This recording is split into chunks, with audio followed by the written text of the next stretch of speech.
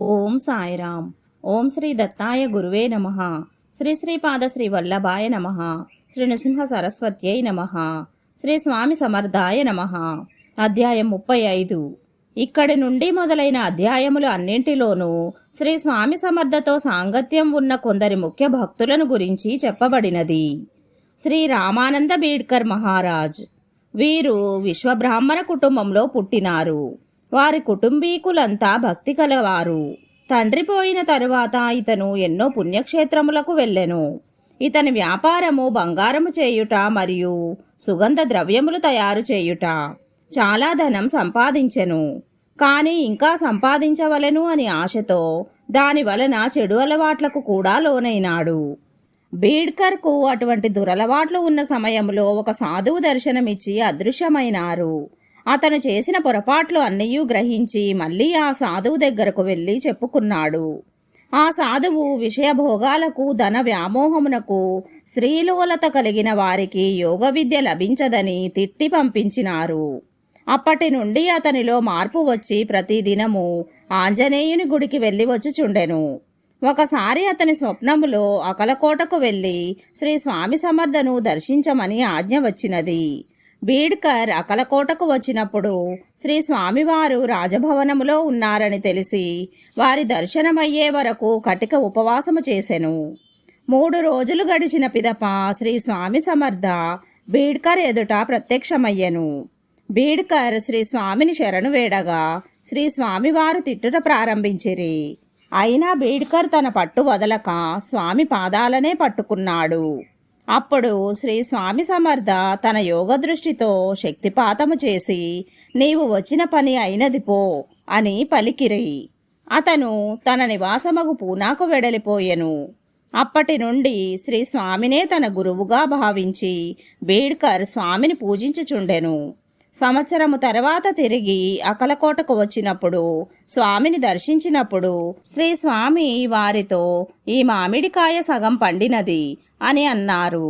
బీడ్కర్ సంతోషించి తన కాలమునంతా స్వామికి సేవ చేయవలెను అని నిర్ణయించుకొన్నారు. పాదసేవ. ఒకసారి శ్రీ స్వామి సమర్థ పాదాలను ఒత్తుచుండెను బీడ్కర్. స్వామివారు ఎంతసేపైనను ఇంక చాలు అనలేదు. బీడ్కర్ తన పాదసేవను మానక రాత్రంతయూ సేవ చేస్తూనే ఉండెను. పరీక్షగా అక్కడ ఒక పాము వచ్చినది. బీడ్కర్ ఆ పాము కాటు వేసినా సరే గురుసేవలో ప్రాణం వదులుట కూడా యోగమేనని భావించి సేవ చేయుచూనే ఉండెను.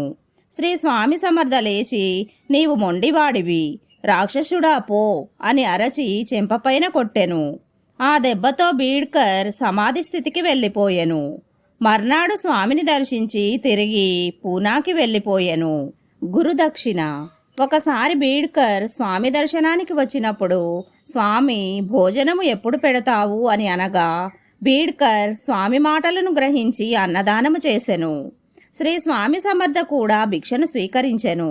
శ్రీ స్వామి అతనితో దక్షిణ ఏది అని అడుగగా బీడ్కర్ స్వామి ఏది కావాలన్నా ఇచ్చేదను అడుగుము అని వేడగా శ్రీ స్వామి సమర్థ ఇట్లనిరి ఇక మీదట బంగారము తయారు చేయుట మానివేయుము, అదే నాకు గురుదక్షిణ అని అనగానే ఆ క్షణము నుండి బీడ్కరు మానివేసినాడు.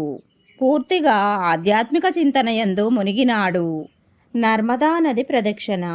బీడ్కర్ మరియొకసారి శ్రీ స్వామి సమర్థను దర్శించినప్పుడు శ్రీ స్వామి నీవు ఇకపై నా దగ్గరకు రానక్కరలేదు, నర్మదా నదికి ప్రదక్షిణము చేయి అని ఆశీర్వదించెను.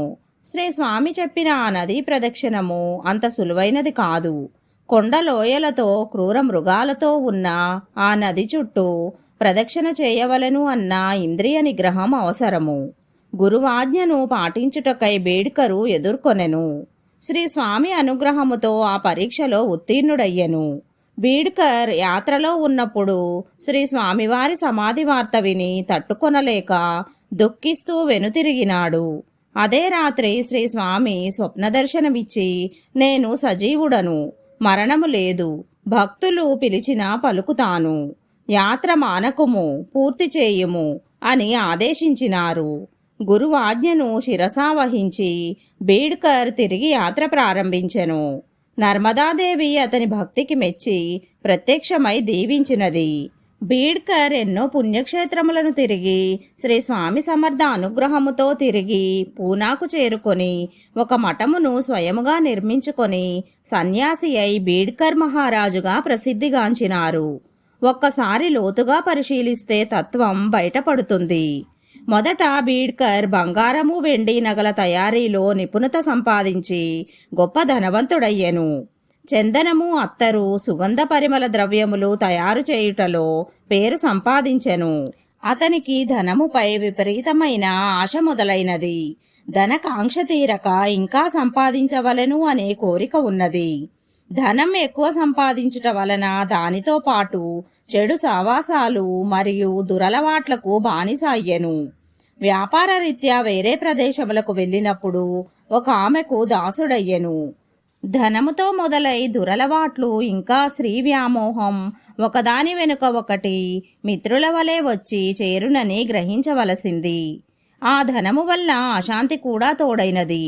అటువంటి సమయములో సాధు దర్శనము కలిగి తాను చేసిన తప్పులను ఆ సాధువుకి చెప్పుకునే బుద్ధి కలగడం మరియు ఆ సాధువు పరుష వాక్యములతో అతనిని తిరస్కరించటం అతనికి ఒక క్రొత్త మార్గమునకు దారి చూపినది. అటువంటి సమయములో భగవంతుడు గుర్తుకు రావడం తన బలహీనతలకు దూరమై దైవమునకు దగ్గరగా చేరుటకు ప్రయత్నించినాడు.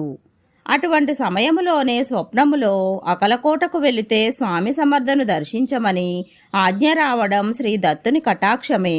బీడ్కర్ మొదట కోరికలతోనూ జీవితం గడిపినను దురలవాట్లకు లోనైనను ఒక సాధువు కనపడగానే తాను చేసిన తప్పులను నిస్సంకోచంగా చెప్పుకోవడమే ఒక గొప్ప మార్పు.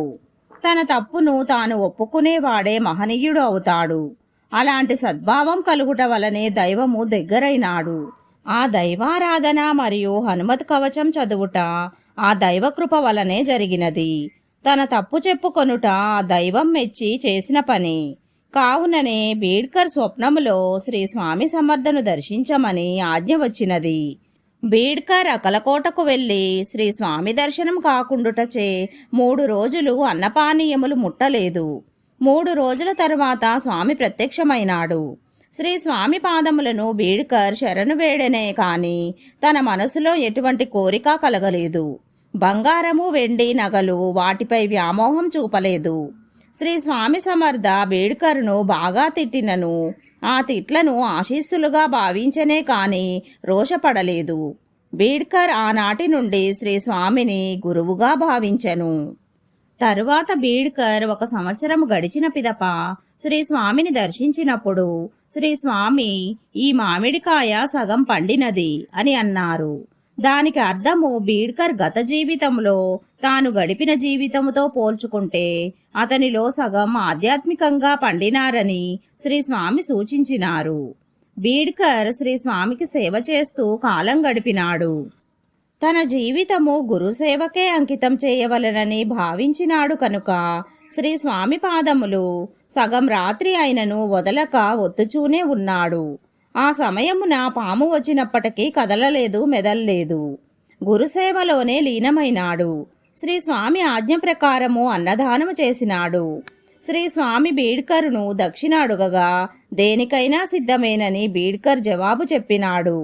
శ్రీ స్వామి సమర్థ గురుదక్షిణగా ఇక నుంచి బంగారం తయారు చేయటం మానివేయవలెను అని కోరగా ఆ క్షణము నుండే బీడ్కర్ మానివేసినాడు.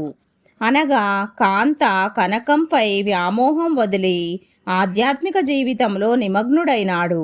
ఇన్ని చేసిన పిదప ఒకసారి శ్రీ స్వామిని దర్శించుటకు అకలకోటకి రాగా శ్రీ స్వామి సమర్థ, నీవు ఇక మీదట నా దగ్గరకు రానక్కరలేదు, నర్మదా నదికి ప్రదక్షిణ చేయు అని శ్రీ స్వామివారు చెప్పినారు.